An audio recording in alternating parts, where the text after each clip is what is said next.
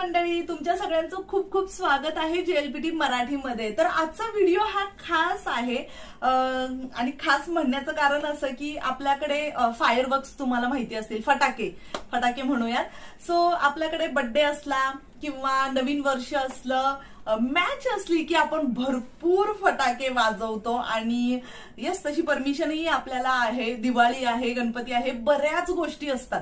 लग्नाच्या वेळेसही आपण भरपूर फटाके वाजवतो। तर आज मी तुम्हाला जपान मधली एक महत्त्वाची गोष्ट सांगणार आहे। जपानमध्ये सुद्धा फटाके वाजवले जातात, पण ते कधीही वाजवता येत नाहीत।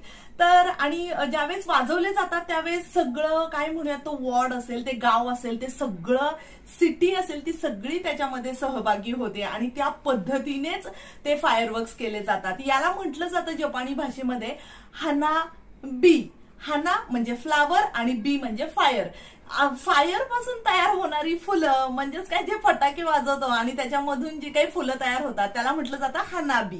असाच एक शब्द आहे हानामी म्हणून, तर ज्याच्यामध्ये फ्लावर्स आणि म्हणजे फुलं येतात की जे जपानमध्ये मार्च आणि एप्रिलमध्ये साकुरा असतो त्यावेळेस लोक सेलिब्रेट करतात, त्या झाडाखाली जाऊन बसतात। तर आता गंमत अशी आहे की ज्यावेळेस हे हानाबी होतं, शक्यतो हे जुलै ऑगस्टच्या दरम्यान बऱ्याच सिटीमध्ये होतं। मी आता ओसाकामध्ये राहते, माझ्या घराजवळच एक योदो गावा म्हणून रिव्हर आहे। तर त्या रिव्हर मध्ये हे फटाके वाजवले जातात। आतमध्ये जाऊन एक मोठा काय कंटेनर म्हणूयात आपण, तो ठेवलेला असतो आणि तिथून फटाके वाजवले जातात। आणि जवळ जवळ जेवढ्या लांबून तुम्हाला दिसेल ना, इतक्या लांबपर्यंत ती लोक येऊन थांबलेली असतात। लिटरली मी जो तुम्हाला व्हिडिओ दाखवणार आहे हा सुद्धा मी जवळजवळ 5.5 किलोमीटर लांब होते तिथून काढलाय, कारण एवढी गर्दी होती। आणि रात्रीचे थोडेसे शूट असल्यामुळे तुम्हाला थोड्याफार प्रमाणामध्ये ती गर्दी जी आहे ना ती तुम्हाला पाहायला पण मिळेल। रस्त्यावरती लिटरली लोकांनी छोटे टेबल, खुर्च्या लोक बसलेत।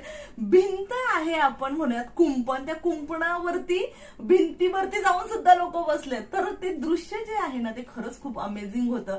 म्हणजे ह्या लोकांसाठी तो एक जश्न म्हणूयात आपण, ते एक वेगळं सेलिब्रेशन आहे। आणि अजून एक महत्वाची जे काही म्हणूयात आपण ट्रॅडिशन फॉलो करणारी जे जापनीज लोक आहेत, तर ते खास करून त्यावेळेस युकाता घालून ते पाहायला येतात। युकाता म्हणजे जापनीज समर मध्ये घातला जाणारा एक पोशाख आहे, तर ते घालून पाहायला येतात। तर इंटरेस्टिंग आहे, तुम्हाला नक्कीच हा व्हिडिओ आवडेल, तर शेवटपर्यंत नक्की बघा आणि कसा वाटला ते खाली कमेंट सेक्शन मध्ये सांगायला विसरू नका।